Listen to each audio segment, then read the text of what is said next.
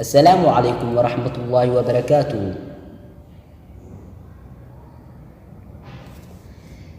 geedka waxaa lagu qiimeeyaa miraha ama harka uu bixiyo bini'aadamkana waxaa lagu qiimeeyaa ficilada ay sameeyaan.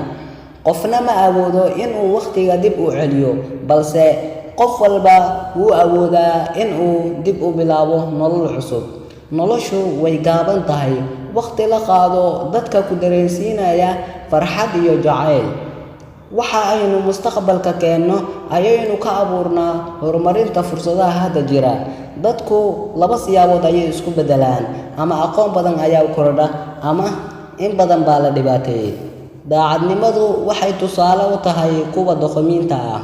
go'aan waliba oo aad qaadanayso ha adkaado ama ha fududaado, ugu horeyn waxa ka horeysa go'aankaasi sax ma yahay. wassalaamu calaykum waraxmatullaahi wabarakaatuh.